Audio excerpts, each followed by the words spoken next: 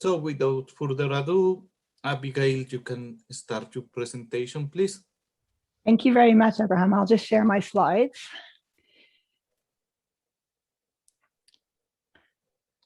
Okay, so hopefully you can all see those. So I'm going to speak very briefly today about FAIR and how research data management supports FAIR. Oops. And there's three topics that I'd like to cover. So really, the first one is FAIR. What are the FAIR principles? What does FAIR look like in practice? And what FAIR is not? Some basics about research data management, particularly around data reuse and supporting that and metadata. And then finally, what does FAIR research data management look like in complex contexts, such as UKCH research? And just to be very clear, for those of you who may not know about FAIR, it means data that is findable, accessible, interoperable, and reusable. And we'll look at that in a bit more detail. So my perspective on this, just to give you a little bit of history about me, is I currently work in the scientific computing department at STFC on a Horizon 2020 funded project called Expands. And we're focusing on data and data services for national photon and neutron facilities and making these available through the EOSC in Europe. My wider background, though, is in data information and knowledge management. I'm also a professionally qualified librarian, and I'm also an analyst. And I've put a few lists of some of the areas I've worked. And you can probably see from that I've actually worked quite a bit with data that's not mine, data that I'm reusing that other people have collected or generated. So for me, this topic of FAIR is very relevant because I've actually experienced what can happen when data isn't fair and the challenges that you can run into quite a lot in the type of work I've done as an analyst. So around FAIR, I wanted to look at three. I think there's something I can hear in the background. Yeah. Can everyone please require that level of engagement, particularly from our national members. Thank you. Oh, there we go. Hi there, I'm Steve Jeffries. Contribute again, yes, please. Shall I go ahead then, or yeah? Okay, great. Yeah. So the three things I'd like to cover around FAIR are the FAIR principles. FAIR in practice, FAIR is not. So the FAIR principles, where did these come from? So there's lots and lots of material out there about FAIR, but there are really two main documents I wanted to draw your attention to today.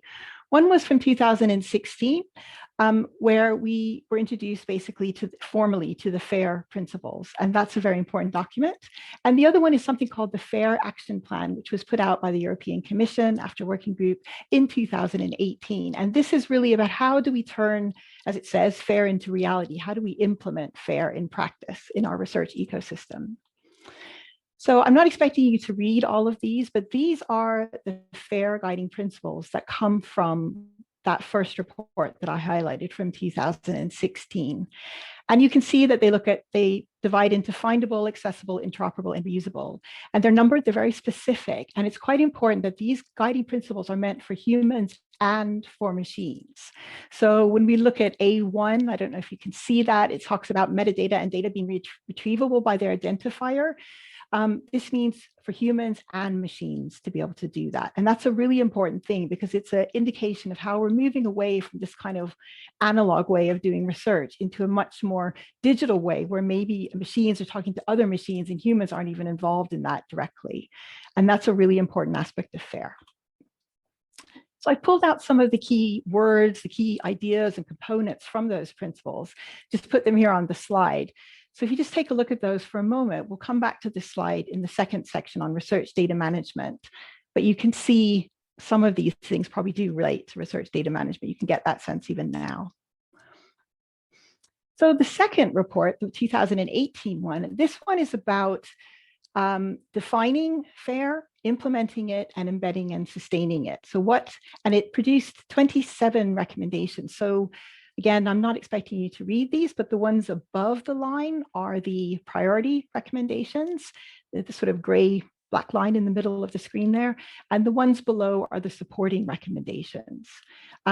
But if you look at some of these, for example, like FAIR culture, there's a really important point I wanted to highlight here, which is that FAIR is a shared responsibility. It's not possible for a single researcher on their own to do FAIR. If you look at FAIR culture, that pillar there in green, that one area, that's obviously something a researcher can contribute to, but they can't guide and drive that entirely by themselves as an individual. So that's a really important thing to think about. We all have a part to play in FAIR. I also wanted to highlight that FAIR is not the same as open. They're often conflated, the two terms. You can be an industrial user, for example, of something like ISIS and Diamond, and make your data FAIR so that everyone else in your research team can really use it very easily, but you don't necessarily have to make that data open. And FAIR is not the same as reproducible research either. Sometimes people get a bit confused with the R in FAIR, which is for reusing data. Because reproducible research is really focused on reproducing the experiment that happened, whereas reusing data, you could be using that data for an entirely different purpose. But of course, all three do fit together quite well, so they're not entirely unrelated. Okay, the next topic is research data management. So why do we even do research data management in the first place? And really, the main ideal about that is around data reuse. That's kind of the basic reason we do research data management. Because the most basic form of reuse is probably finding the data in the first place. But there are different types of reuse that you can come across. So within the research team, research has consistently shown that this is the most common form of data reuse. Your own research colleagues in your team reusing the data. Using it within your own research community is also a big reuse area. But there's also a lot of scope for using data for purposes other than that which it was originally intended. And that's kind of one of the really gold ideals of data reuse, would be to reach that stage. Data sharing, well, if you're going to reuse data, you need to share data. So it really needs to support that. And policies and legislation are really important here. So the policies that institutions put in place, but also the legislation that government and wider governmental bodies such as the EU put in place. Academic norms come into play with data sharing because openness and transparency is such a fundamental part of academic research. So there's an incentive there to share data to support those norms. Funders are keen, obviously, because it allows them to show the impact of the public money that they've spent. And I just wanted to highlight data management planning here, which I know Stuart's going to talk about quite a lot more, but this is really important to data sharing, because if you can think about your data management planning right from the beginning, because you're thinking about sharing right from the beginning, it makes a real difference to how you can be successful with that and really make the best of your data management planning. Data publishing is, well, there's lots of tools for it. So I'm sure you're all aware of data repositories. This is a kind of formal place to put your data. So you're not just putting it on a USB or in a filing cabinet somewhere. But also around data publishing, we have another academic norm, which is data citation. So making sure that we give credit and recognition, just like we do for journal articles, for example, for the reuse of people's data. In terms of data publication itself, there's sort of three main ways, really, that you can publish data. One is if you publish it by linking to it from an article. So you write your article, you link to your data, or you put your data set as a reference in the article. And that's a very common way of doing it. Another way is to go the exact opposite way and actually produce what's called a data publication, where it really is all about the data. You write about the data itself, how it was collected, how it was generated. And then there's a sort of middle ground, which sometimes can work really well and other times can be really messy, which is the sort of enhanced publication where maybe you make some of your data available and readers can interact with it, or you provide supplementary data to a publication. So those are really the three main ways of publishing your data once you have it stored in a tool such as a repository. So I wanted to come back to these key components and just focus on a few of these in the next few slides. The first one is persistent identifiers. These are really fundamental to FAIR because what they do is allow your data, or frankly, any research object, ideally, to be globally, uniquely identified persistently for the long term. And it means that someone can click on that link for that ID and they can resolve to an unambiguous location online. And they can do that consistently over time. And this is made possible because we have PID service providers who basically their whole job is to maintain these services for these persistent identifiers. And you can have persistent identifiers for people, places, and things in the research ecosystem. We're probably most familiar with the one DOIs, particularly for journal publications, and possibly with ORCIDs, which are for people. But there are other ones, and I've put a link in the slides, which I'm sure will be shared later, to a very useful guide about some of the different types of PIDs if you want to explore that a bit further. For data, I would say the DOI is definitely the most common persistent identifier, but there's definitely a debate that you need to have when it comes to research data management, which is which data should have PIDs. Because they are persistent, because they need to be there for the long term, you might not necessarily want to be assigning a PID to everything that you create and that you generate. So a very useful sort of tool to help guide your thinking on that is to think about that data reuse. Go back to then again, say, what would someone need to reuse my data? And if they need that particular data set between raw data and analyzed data, then that might be something you want to consider assigning a PID to. Here are a few other of the elements that pulled out from those FAIR guiding principles. So licensing your data and access, who can access your data. So this is to do with, you've probably come across embargoes. That's quite important for a lot of data so that you have time to work with it before it's released publicly. Sensitive data. Now, this is really an interesting area. It's one area I'm particularly interested in because we tend to think of this as, oh, it's national security data or something, so therefore it's sensitive. But there are other types of sensitive data as well. For example, crop data can sometimes be, or endangered species data, these sorts of things. But furthermore, you can also have data that you can only access, for example, after you've done certain training. So some of the statistical agency bodies will have that. You have to pass certain tests before you can actually use their data because you need to be able to show that you understand the limitations of it and how it can be used. Licensing is very important for data, just like we put licenses on our publications. On data, we need to put a license so users know what they can do with that data. More often than not, though, and particularly in the kind of science areas that we work, the CC0 license rather than the CC BY license is more appropriate because there is a question about whether copyright actually applies to data. If data is measurement data or simply facts, then it's unlikely that copyright is going to apply, and therefore you don't want to imply copyright by signing a CC BY license. It also makes it easier to reuse the data, particularly for things like machine learning. On the semantics side, because we need to make data be able to be used by machines as well as humans, it's particularly important to have the controlled language and the relationship. So instead of a free text box with keywords, you have a drop-down list, for example. That's a very simple example. It needs to be unambiguous. So if I say eggplant and you say aubergine, as with humans, we can probably work out that those are the same. But a machine, that will be not something necessarily they can do unless they've been trained to do that. In terms of file formats, you want to prefer open where you can, but you also need to ask yourself, what does your community use? It doesn't make sense for you to be using a file format that really very few people in your community are using, unless you have a really good reason for that. And also just to highlight that repositories, they do normally have recommended formats. So if you know where you want to deposit your data, then you pretty much have an indication of the types of file formats you want. You do need to think about machine readability. I know as an analyst, there's nothing more annoying than finding a PDF with the data in tables and then trying to get something like R to extract that out for me so I can use it. It's a real pain. It's not easy for machines to read. And so you want to make that job as easy for them as you can. Data provenance is something that sometimes people have a little bit of trouble understanding. It's really just the lineage of your data. So where did it come from? When was it collected? Who was involved in the collection of that data? And importantly, which version of it am I looking at? Has it changed over time in any way?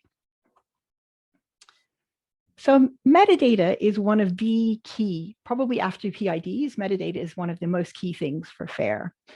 And there's lots of different ways about thinking about metadata, but one of the ways that certainly we found useful in our project, and I also find useful personally, is to think about it at different levels. So in terms of the person who's using the data, what do they need in the way of metadata? And there are three, this is from a paper from some time ago looking at public domain, public data, but it's helpful anyway for us to think about as well in terms of three levels. So the first one is that general browsing and discovery. Basically, can you find the data? And that could be by a researcher or by a member of the public. So for that, you need pretty much that basic sort of metadata, some keywords, the title, the date, the author, really basic information. And that's something like Dublin Core, if you've heard of that. That's a very good example of this type of level of metadata. And then the next level is where it gets a bit more interesting, because here you've got a researcher who's looking at your data, but they're not in your field. So they are trying to look at this data and say, can I use this in some way? And here you need to include metadata that would be useful for someone who's more experienced, who's a researcher, but that's domain agnostic. So for example, if you talk about weight and you talk about it in kilograms, that's probably okay, because pretty much across domains, we're going to understand what that is. But if you start getting too specific, then it's not something that that specialist researcher outside of your domain will understand. And that final level is this domain specific, which enables the domain specialist to answer questions about the data. So they really are interrogating the data, trying to work out if it's useful for them to reuse in some way. So that's one way of thinking about the metadata, but it really does matter. The metadata really matters. As we've already looked at, the different reuses of data require different levels of metadata, different richness of metadata. At a very bare minimum, you absolutely must make sure your data has that discovery data so it can be found, because if you can't find it, you can't do anything with it, and that it can be cited, because you want to have that recognition for your data. And that usually will mean including the persistent identifier as part of that metadata. When it comes to persistence, we need to think about tombstone records. So if your data goes offline and it gets erased and it's decided it's reached the end of its life cycle and it's no longer needed, you still want to have a record of it somewhere online, and particularly if you have a persistent identifier, because those persistent identifiers are supposed to go on forever. Really, when you click on that link, you need to be able to land on something. And so that's where the metadata is very important, because the metadata will remain even when the data has gone. The metadata need to be readable by humans and machines. So this is where things like using existing metadata standards are really important. You don't want to just go randomly tagging your data with some nice system that you've created, because it won't really be something necessarily that a machine can read, and certainly other people possibly as well can understand. And you want to try and use community endorsed metadata standards where possible, because those are the ones that other people closest to the work that you're doing will be able to understand and supply that rich metadata. So looking at all of that, then, how does this work in a complex context, such as UK Catalyst Science Research, where you're working in multiple areas and across multiple domains?